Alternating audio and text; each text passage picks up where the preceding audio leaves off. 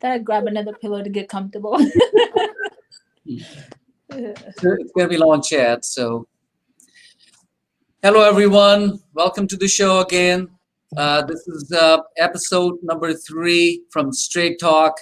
We're in Mountain House, California today. This is a series of discussions, if you will, from our candidates who are running for election in November 3rd, 2020. Today, our sequel is about Lemersville Unified School District Board of Trustees coming up for election. We have 5 board members, and three of them are up for re-election. By the way, my name is Amrit Chima. We have a full panel today. We have some students on the show as well too. A little bit about myself. I have double masters. My passion is in education. I have a master's in molecular biology, and then I went on to did my master's in packaging design and development from Michigan State University. Continued on to with my PhD, 3 years into it, and ever since been working as a consultant, research and development, innovation, creativity, product process development field for the past 25 years. About Mountain House, I've been here with my family since 2004. We were probably one of the few first ones. I think Mountain House community started in 2002. And back then, as Mountain House, we had villages. First village was Wickland. And then now we have 7 villages, just to set the stage for everyone.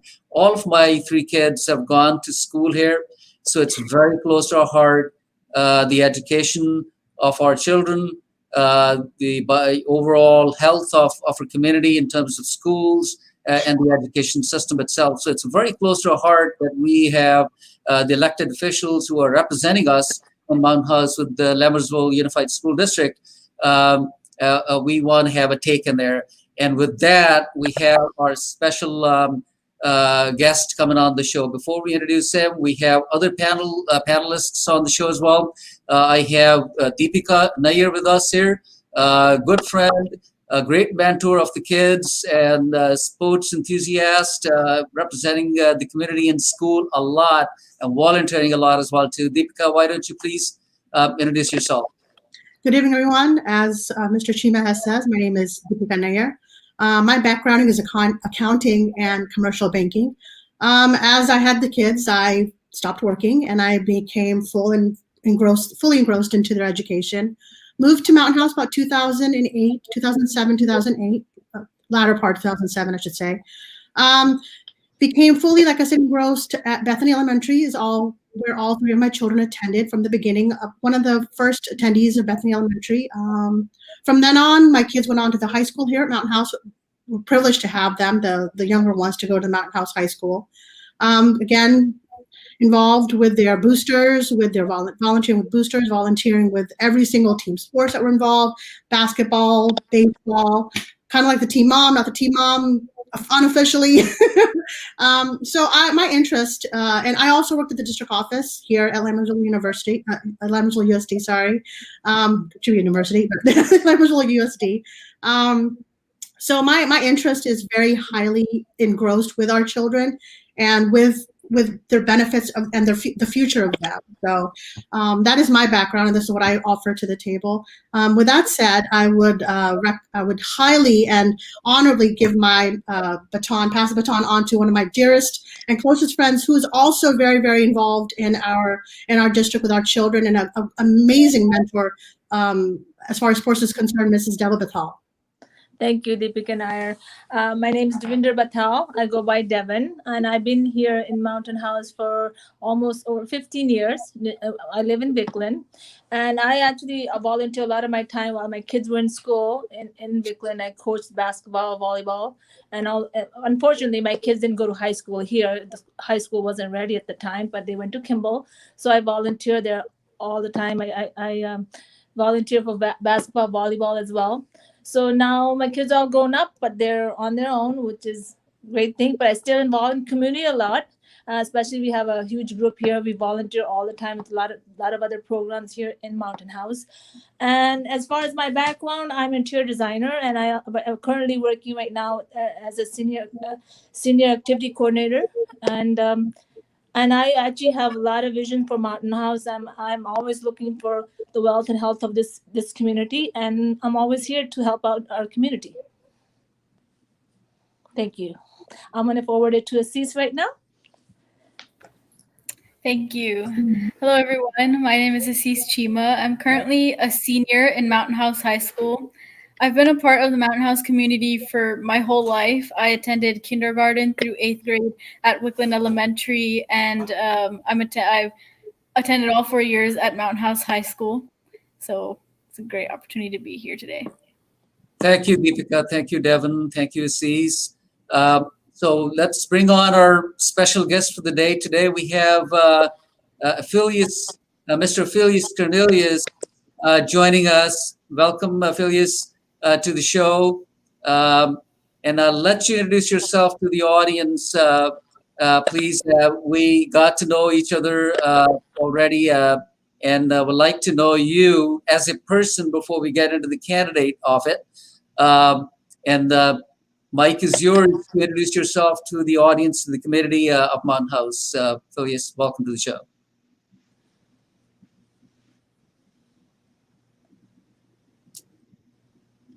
Ephelius, can you hear me? Can you hear me on, Ephelius?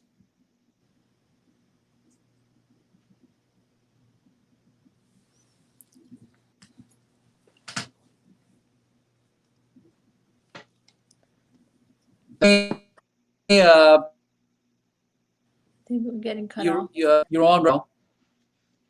I think it's frozen.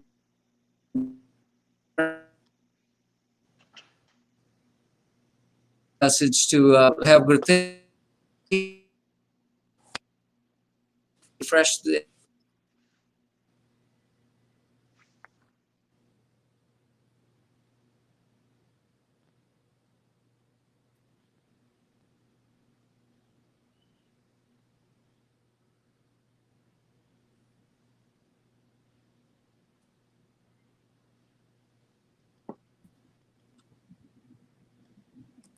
All right, looks like we're back.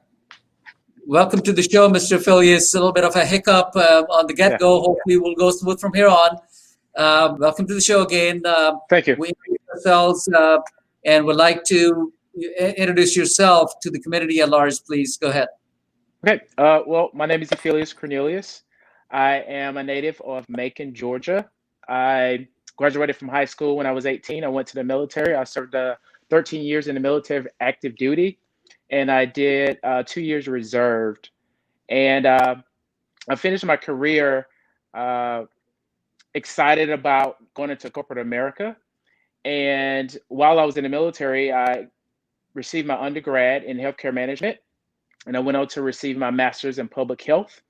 And currently right now, I am enrolled in Liberty University, pursuing my doctorate degree in strategic leadership. Once I got out of the military, my first job here in Tracy was Owen, Illinois, at a wine bottling company. I started out as a supervisor, not having the experience in production, and then later on got promoted to production manager. I stayed there for a few years just to get that experience of corporate America, and I had a great opportunity to work for Amazon as an area manager. That was a great opportunity. Technology was there. Got a chance to meet a lot of people, and I had another opportunity at Tesla, where I was able to go to Tesla and manage there as well. After being at Tesla, I wanted to seek more of a leadership position. So then I got hired at Kraft Heinz. And Kraft Heinz is one of those companies where they've been around for a long time. And I was able to go and be a production manager at the plant in Escalon, California, where they process tomatoes. Very diverse atmosphere, which I loved. And I had the opportunity again to become an assistant general manager now at Blue Apron. That opportunity came about because, again, I seeked a more of a leadership opportunity. I have 2 kids. Actually, I have 3 kids. Sorry, I have 3 kids. One little girl, and two boys. My oldest son, Leo, Cairo, and Halo. Leo just graduated from Mountain House High School, and now he's currently serving and attending Cal State University in LA. Right now, due to the COVID, he's taking classes online. So that's been an experience. Also, my 7-year-old, he's taking virtual classes as well. He's going to Hanson. And I'm taking online courses as well. So our household is in school. My wife is very busy with all three of us being in school at the same time. So it's been pretty fun. It's been pretty fun. That's a very, very educated family you have right there, including yourself and PhDs. And so I'm assuming it's virtual right now, then PhD as well, or yeah, of course. Well, thank you for that introduction. I'll open up the floor to other panelists now. We're going to start a little bit of a candidate part of the Mr. Cornelius as well, too, as to what you stand for and all that. So I'll hand off the podium to open up the panel. Okay. All right, then I guess I'll take the lead here. Well, thank you very much for being here, Mr. Cornelius, in your personal time for this platform. So we're going to get right into our campaign here. So my first question to you would be, what values does your campaign represent and stands for? I'm sorry, but I can't hear her question. I don't hear anything. Okay, I will try. Can you hear me now? Can you hear anything? Maybe you want to, can you hear me? It doesn't look like you can hear me. Are you able to hear me? No, he can't hear anybody. Maybe you try, Amrit. Okay, I was able to hear your question right now. So you're coming in loud and clear. Devin, can you hear me now? Yeah, I can hear you. Okay. So my question. Everybody could check. Ephelius, can you hear Devin right now? I can hear her now. Yes. Okay, perfect. Okay. All right. So my first question is, what value does your campaign represent and stands for? So I stand for equality and trust.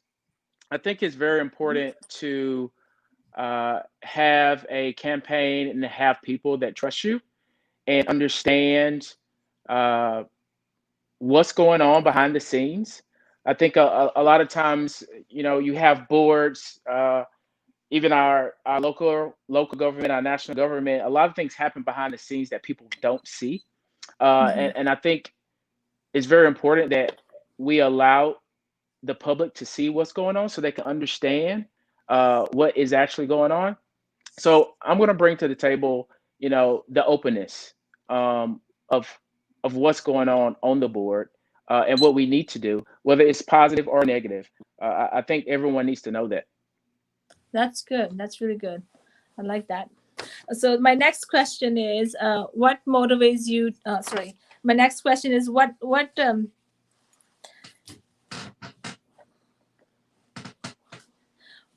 motivates you to become a board member?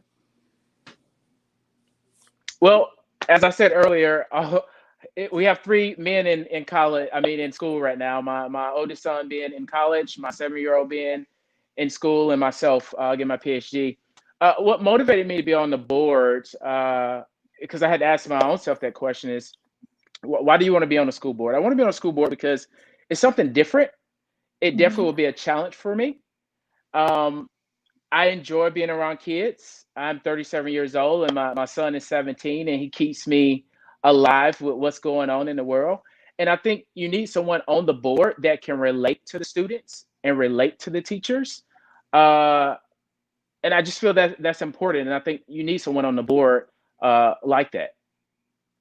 Awesome. Thank you. Thank you for your answers. I think our public will get to know more about you, what you stand for. That's awesome. Thank you.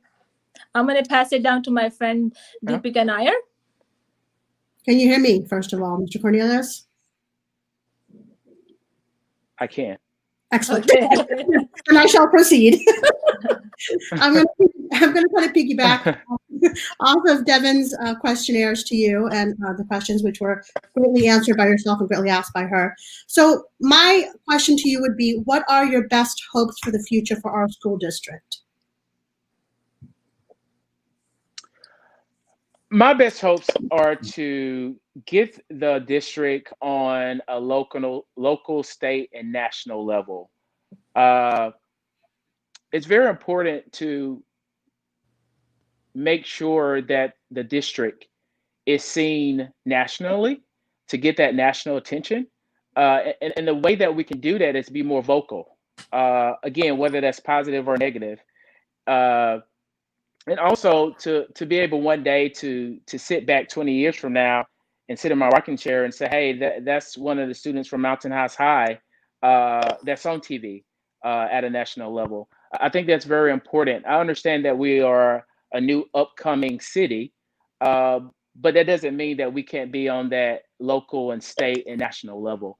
So that's going to be my goal, is to get us on that national level, so people around the world can say, hey, I want to go to Lemonsville School District because they have great schools, they have great teachers, they pay their teachers well, their students excel.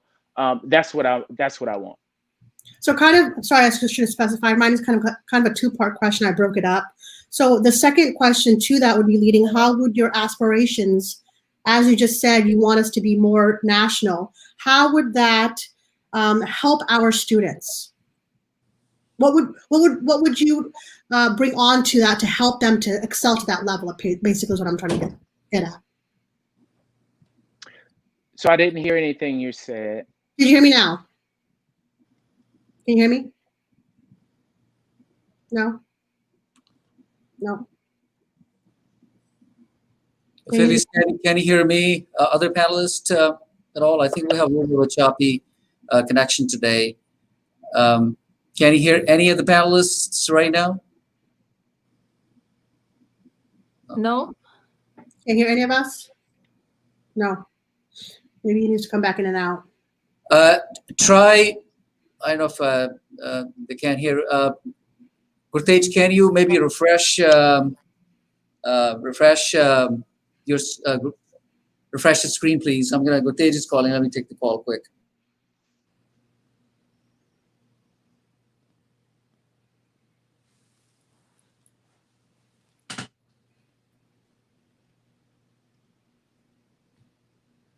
Can you hear us now or no still?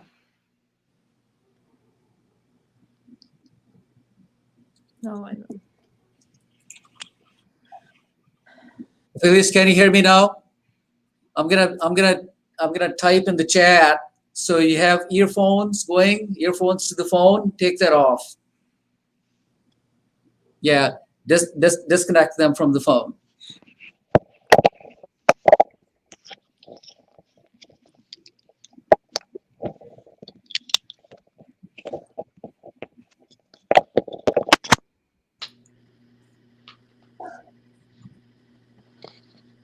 Can you hear us now? Any luck? Ephelius, can you hear us? No. Can you hear me? Yes. Yeah, I can hear you. Yes, perfect.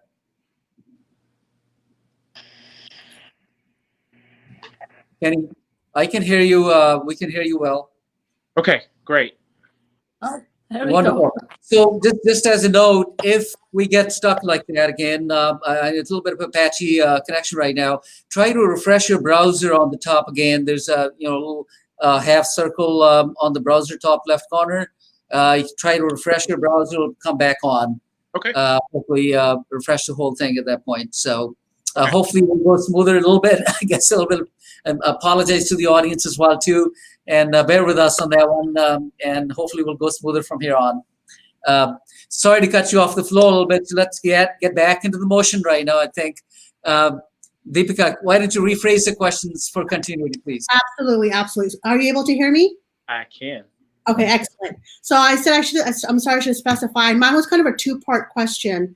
It went parallel to your answer first, and I wanted to kind of give you an opportunity to go higher with that question. Sorry. And I said, how would your aspirations, as you stated, for the national level, how would that help our students to excel to that national level, to get that the awareness out there? Well, I think for one, I don't want to jump the game, but as far as budget wise, we need to have that national level attention and that local level attention when it pertains to the budget. For the students, I think to be on that national level, I think the students need to be more involved. What I would do, or what I would want to do, or propose, is to have a student mini board where they also are able to come on to join the board and help us make those decisions as well as the teachers. I'm not sure that a lot of boards out there are doing that. And to put that out there, I think social media is a great tool, as we can tell here, help us get to that national and that local level. But I definitely would use the students. I would use the technology that we have and the social outlets that we have to get us to that national level, that state level, that local level that we need to get to in order to get that attention to our district. Excellent, excellent. Just to build on that, if I may, Deepika, please. I heard getting to the state level and higher levels outside of the community to get the exposure for the students. Clarify a little bit more, take one aspect of it, like we're talking about achievement wise of the schools and have the students go take their portfolios and showcase to the outside world. A second aspect, if you can address, would be, are we talking about going to the county and the state for programs that we're not probably getting today to expose our students for better skill development, better education? What aspect of going outside of the school would be important? Let's use our state assembly example. Having our students go to those state assemblies and understand how those state assemblies are ran, understand how we get that money, how we get that attention on that local level. Invite the students. What I mean by that is, excellent. A lot of times we adults on the boards, we go to those, or we should go to those meetings to get that understanding. By sending our students and having them go to those boards and having them go to the state assemblies or go to the national assemblies that they have with Congress or the Senate, that will get our students out there and help them to present or take ownership of asking for funding, showing them, hey, this is how we performed in our district.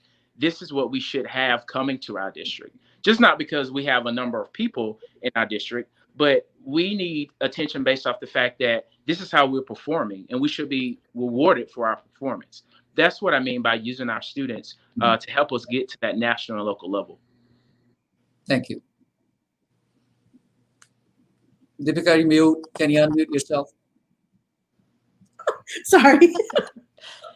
So, actually, now I have the privilege and the greatest honor that I can ever have as a mom, as a mentor, as a community member, to pass this amazing, amazing baton over to the future leaders of our district, which you aspire to bring to the national level.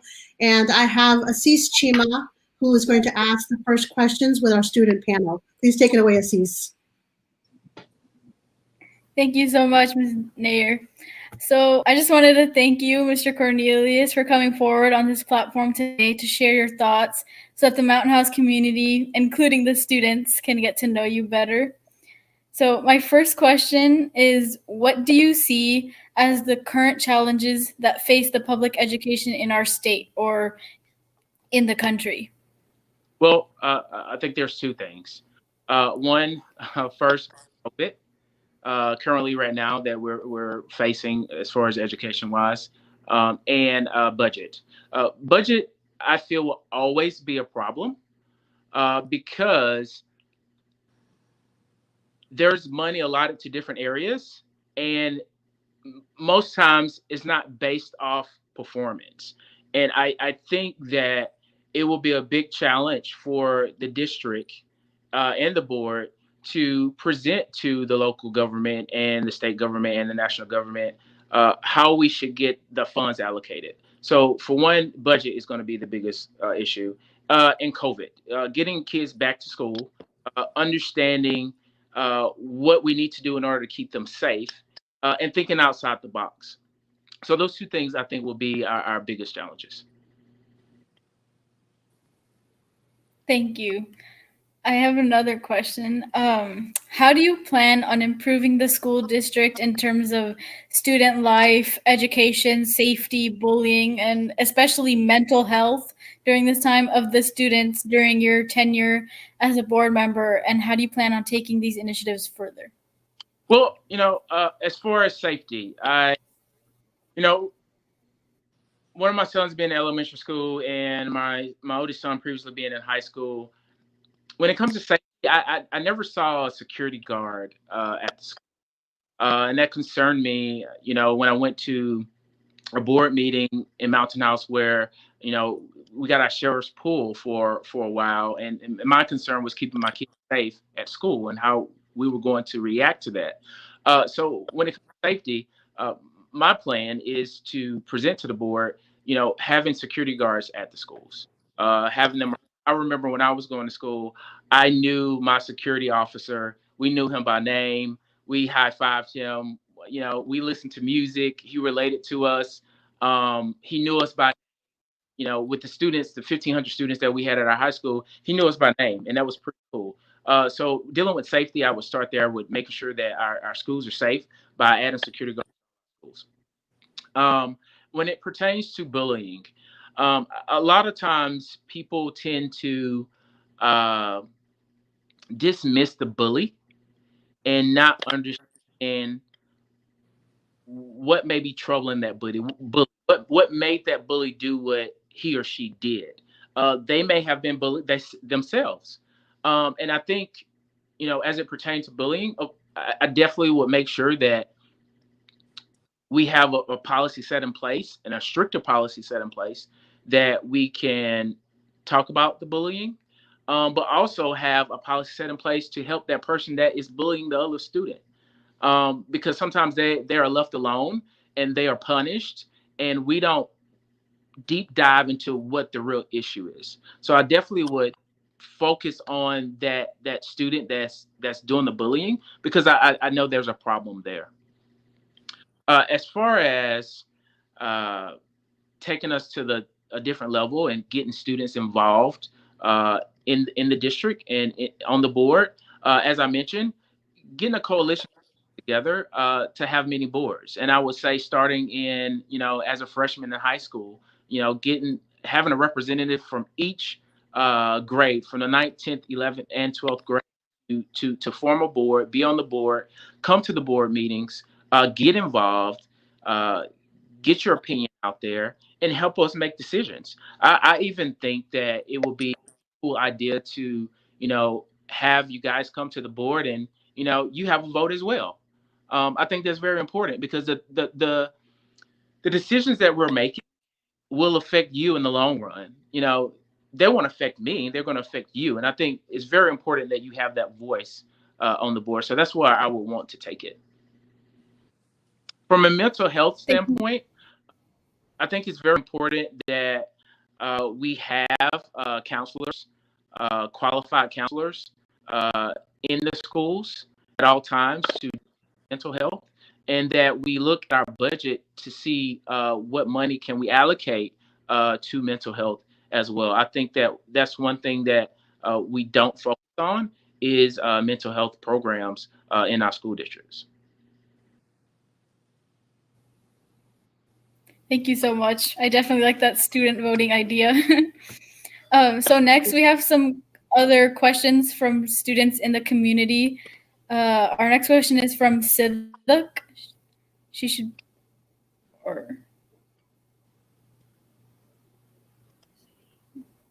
I don't know. It should takes be a on. minute to get on. There you go. Hi, everyone. Hello, Sidek. Hi, my name is Siduk, and I went to Wickland Elementary School from kindergarten to 8th grade, and I went on to the high school, and now I'll be going to UC Davis. My question for Mr. Cornelius is, how are you planning on enforcing students to wear masks and practice social distancing when in-person school starts? That's going to be very difficult. We can't get our adults to wear masks. The funny thing about that is I have experience in that. And how do I have experience? I'm the assistant general manager at Blue Apron, and I enforce that everyone has to wear a mask. And if they don't wear a mask, then you go home. It's that simple.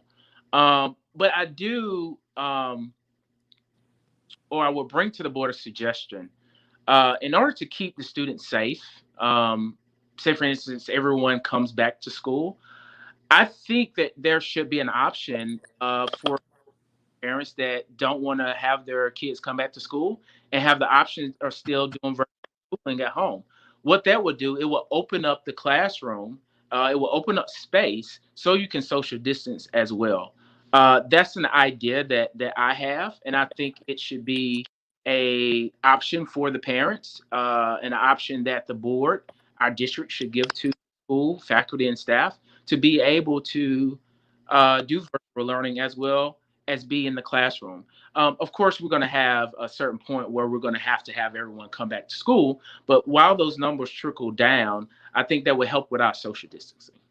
Currently, right now, what I'm doing at my current employer is making sure that we take breaks at different times so everybody won't be in the break room at the same time. And we can do the same thing at the schools, making sure that the students don't all go at lunch at the same time. We have different times that students go into different areas so it won't be a crowd, so we can make sure that we're keeping everyone safe. Okay, thank you. And I also had another question. What is your opinion of your school district's policies toward special education programs in the elementary schools? I don't believe that there is a big focus on it.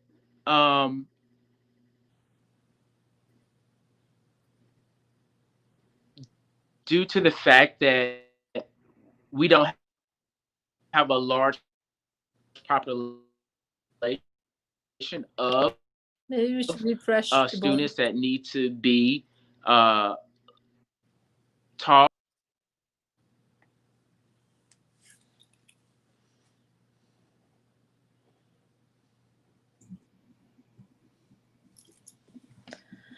I think he's refreshing the browser right now. If audience can listen to us, I think we're having a little bit of a slow connection. There he goes. Okay, can you hear me? Yes. Yes. What did you hear me stop at?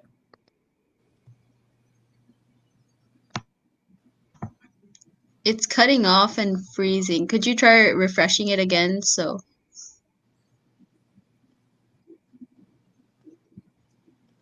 Can you hear us?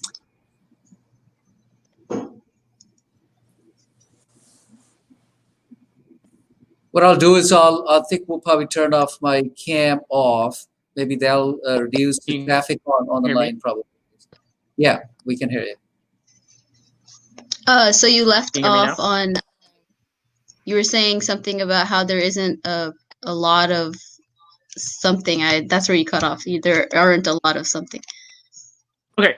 So what I was saying is that I don't think that the school district really focus on special education because we don't have a big population of that in our district. I think that we need to focus more on it and forecast ahead of time to make sure that we don't have a population, because based off the amount of people that's coming into our community, and based off the quickness of schools being built around here, that number is going to rise.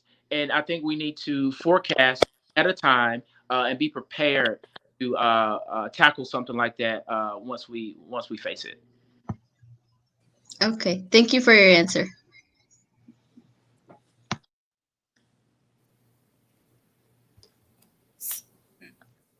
Okay, So we have other students. Next question. Yeah, we have some other students. Our next question is from Dhruv. He should be on soon. Hello, everyone. Hello. Hi, Dhruv. Hello. My name is Dhruv Dillon, I went to Bethany Elementary from kindergarten to 8th grade. Currently, I'm a freshman in Mountain House High School. And my questions for Mr. Cornelius is, what is your vision for education within this community? My vision for education in the community. I like to be honest. Talk about technology a lot, and as we can see, there's always problems with technology. I think with education in our community, I think we need to focus a lot on having a trade as well. Everyone is not meant to be or go to college. Um, I think we need to focus on both and balance both because there are students that college is just not for them, and that's okay. And we need to promote that it's okay that you don't go to college. Um, but for the vision for the community of Mountain House in our school district is, like I said in the beginning, get us on a national and local level. So these politicians can hear our voice, that can hear the students' voices, and also hear our teachers. I think it's very important that our teachers are recognized, and when our students are recognized, I mean that will tell the story of how our school district is. If we have our students and our teachers, in that national spotlight of getting awards, we have high test scores. Um, that is where I want to take the future of our district, is taking us to that national and local level, so that our students can be seen, our teachers can be seen and heard, and that would tell the story of how our school district is. Very good. Okay, thank you. I have another question for you, and that is, what are 2 to 3 needs that must be priorities for our district to address, and why do you see these as needs? Our three priorities. 2 to 3, yes. 2 to 3. Well, of course, we're going to always talk about budget. We're always going to talk about budget. Budget has to be a priority. Without money, we can't do anything. And I have three. I do have three. Safety, of course, is a concern. I think Mountain House is pretty safe. And I think everyone thinks that we don't go to work and we don't go to school thinking, oh, well, something's going to happen. We think about it when it happens. I think we need to think ahead and forecast ahead of what can happen. Let's be realistic here. These are the things that can happen. What plans do we have in place to make sure that our students, our teachers are safe? So definitely safety. And I would say COVID. COVID is a big issue. I don't think it's going to go away no time soon. It's going to linger around for a while. And I think that we need to stay focused, and we need to make sure that we have policies and plans set in place. I think even our cleaning methods need to be set in place as our children go back to school, as you guys go back to school. And I think our parents need to be more involved when it comes to the safety of their children, teaching them what is good, washing your hands. I think all those things are important because we tend to forget about those things. And I think as parents, we leave the job to our teachers to do. And I don't think that's fair. And I think we need to get more involved. And I can say for myself as a parent, I need to get more involved in the schools. It's all about being open and being fair and understanding what's going on. So I think those three things, but safety and make sure COVID is something that we can kill in our schools. Just to touch on Dhruv's point, that's excellent. Nice priorities on the budget, Mr. Cornelius. Can you? What is our budget today? Are we under budget today? Are we less funded? Are we not getting enough from attention from Department of Education out there, from Sacramento, from county? How is the budget? Are we in a crisis mode, or are we okay? A little bit more numbers to the budget, if you can add. That will be helpful to the audience as well too. As we talk about the budget, we're underfunded. We're underfunded. We're growing this community, and we're not getting that money fast from our local government. I think that even our city manager that we have, our board members that we have here, I feel that they need to be more involved as well to help us out with our budget. They have a voice when it comes to San Joaquin. They are the ones that need to go to, Joaquin supervisors, board of supervisors, and they need to put us out there and say, hey, Mountain House needs that money. On the national level or the state level, that's what I mean, that we need to be going to these state assemblies and we need to be very vocal on our growing community and what our growing community needs. I think our students, and I know that our students and teachers are important, but we need to be more vocal. So when it comes to our budget, we are underfunded. Do we know the exact number? No, we don't know the exact number. We always give estimates of numbers. That's something that's kind of like sometimes secret that we don't put out there. But we all know when it comes to building our schools, which we do I feel that the district does a great job at, the superintendent does a great job in, building our schools. I think that we need to understand more as we move forward, and the students need to understand more, and the teachers understand more what we need to make sure that we have a good budget. I'll use for an example. I'm on the HOA for homeowners associations. We have an emergency budget.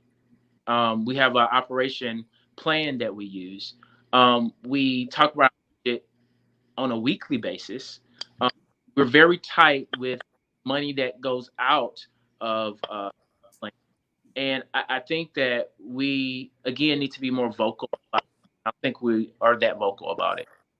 Budget. Yeah, that's very important because we've been hearing this theme from other candidates as well too, and in general from our community as well too. And that was very, very key to understand. We're not getting enough money from the county and the state because it's a more affluent community, and therefore we're losing on some of the earmarks that have been relative to other schools like in Tracy or some other school districts out there were left behind and have the short end of the stick. And that's what I've been hearing as a theme. And there, I think that's very well said. So what is that we need to kind of get the ear from the county and the board? What is not happening, and how can we get their ear for that? What's not happening is our local government, our local officials here in Mountain House need to talk to our board of supervisors with San Joaquin, and they need to talk to our state assembly people. That's what needs to happen. And I don't think it's fair, and I don't totally believe, and I don't believe in the fact that because we are a community where our poverty level is not high, and our average household makes $90,000 more, that we don't need help. That's not fair. We pay property taxes just like everyone else. Right.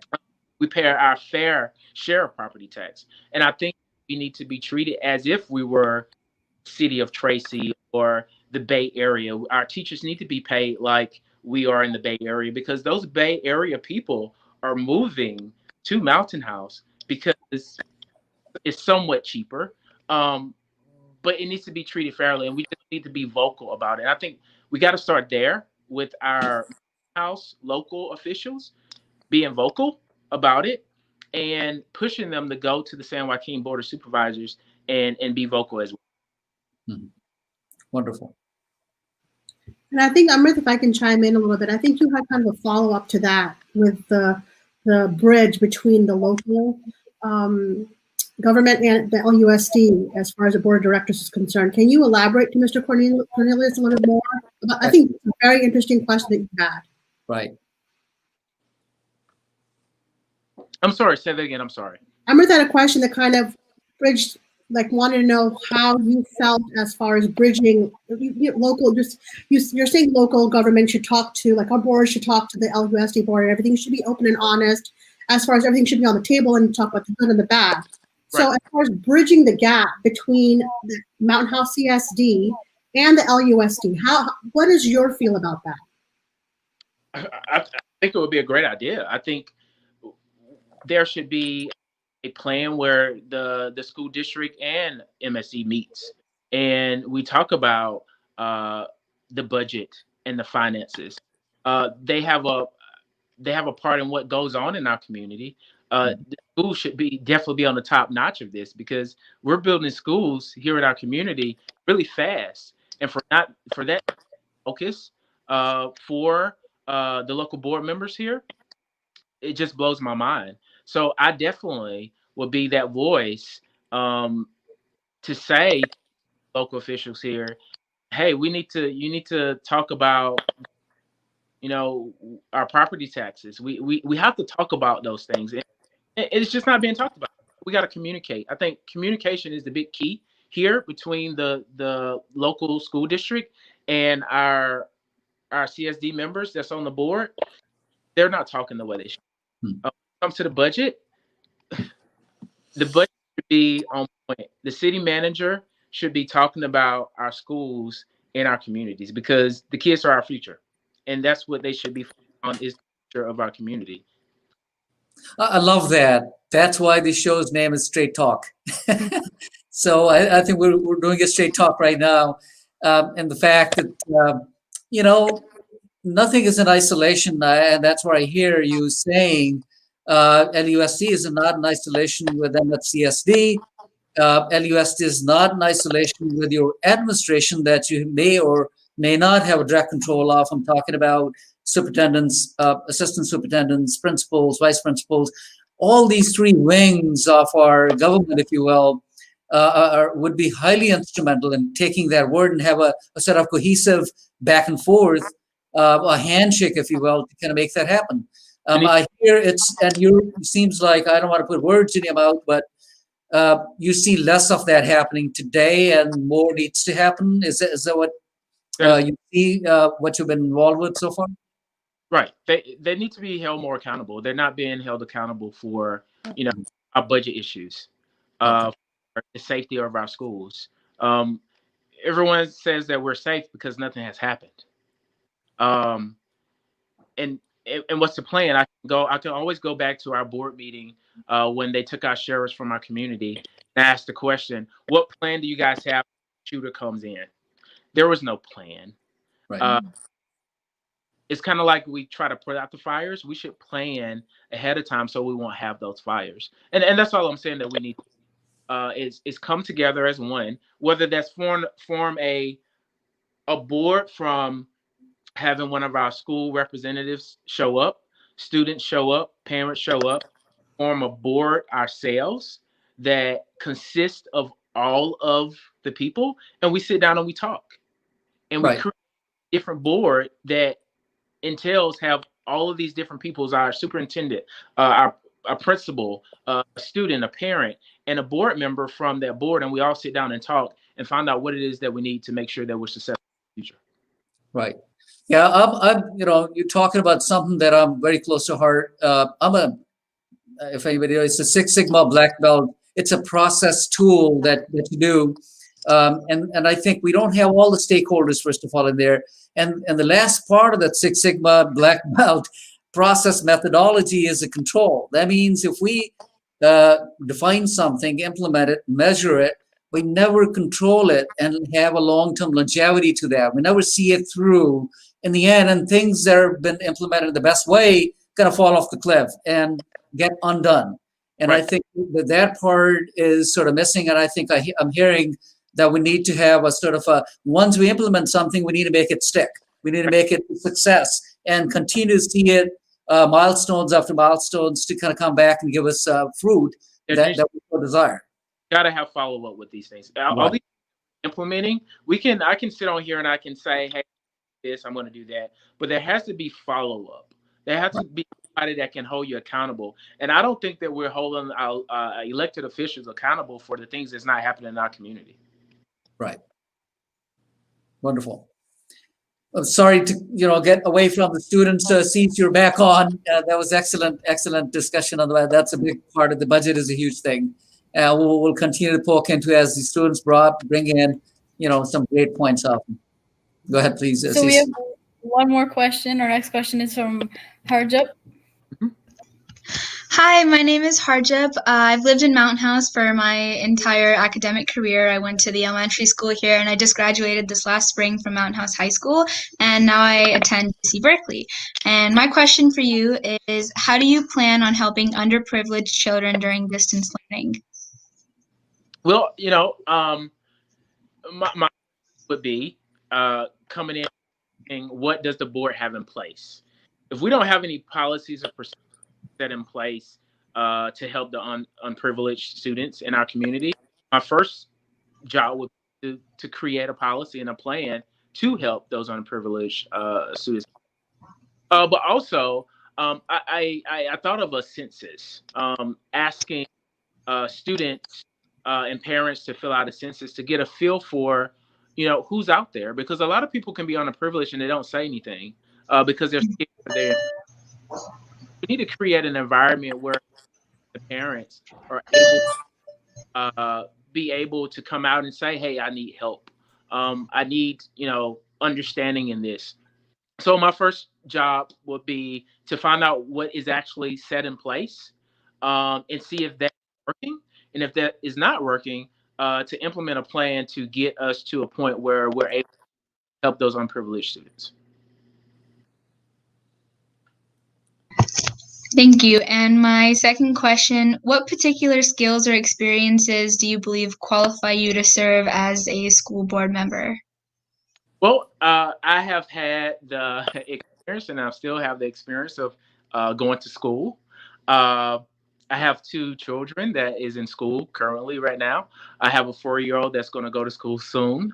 But I also have the leadership experience and the mentorship experience that I got from the military.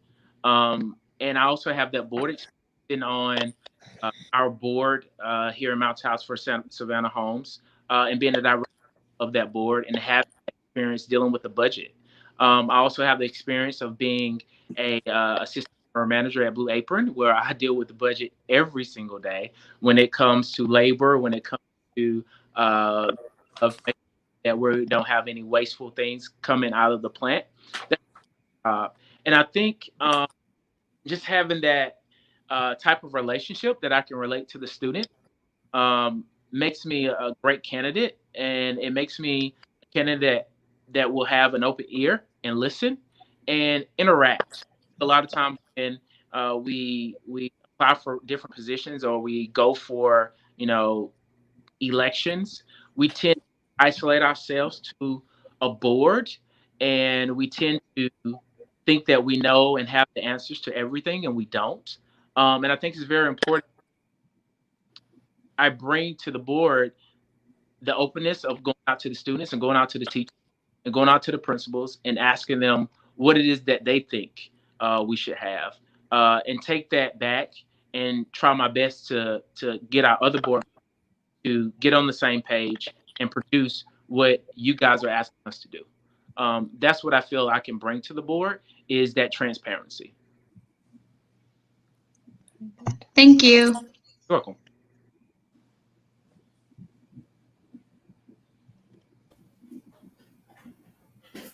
Thank you so much. That's all from the student questions for today. Wonderful. That was a lot. So, how do you feel? Good questions. Yeah, please go ahead. Go ahead, Devin.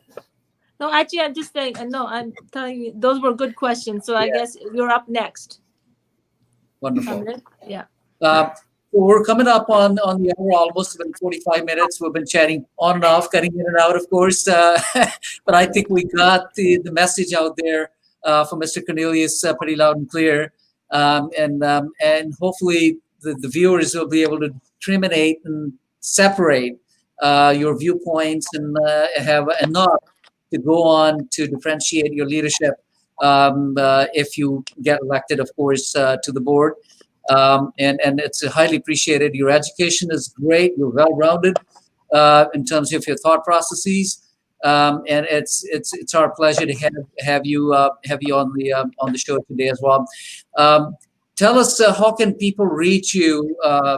If you have a website, your Facebook, social media, if there are any questions from the audience or our viewers after the fact as well from the community. Can you relay a little bit to the audience as to how they can get hold of you if there would have any questions to the community? Of course. My email address is Ephelius, my first name at AOL.com. Very easy to remember. A lot of people say you have an AOL account. That's so old.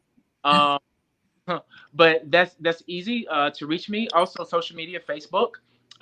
Just type in Ephelius Cornelius, pop up, and also on Instagram, J Ephelius. You can reach me there.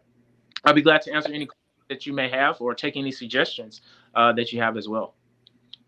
Wonderful. And we tell the audience as well to same thing. Any questions, you can reach directly to Mr. Cornelius, as well as send us the questions on this platform, and we'll be more than happy to pass it on and get answers to you, to the audience, if you will. With that, any questions, open up the panel in general.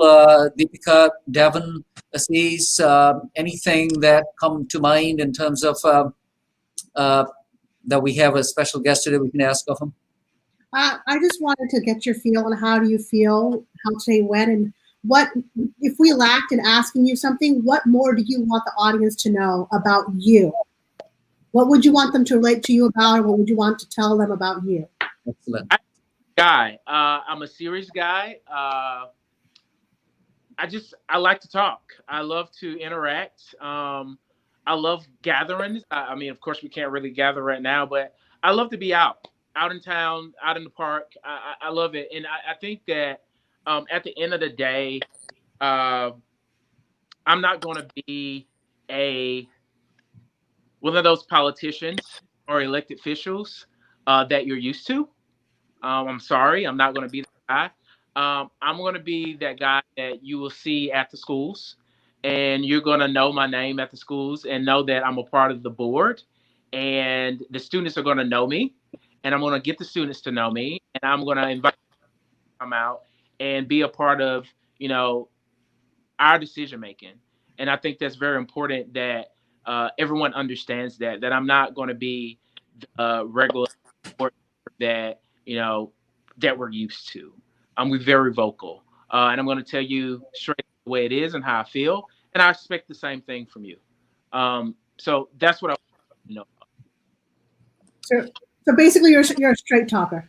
It comes down to that. I think we have the right guest on the show today. Yeah.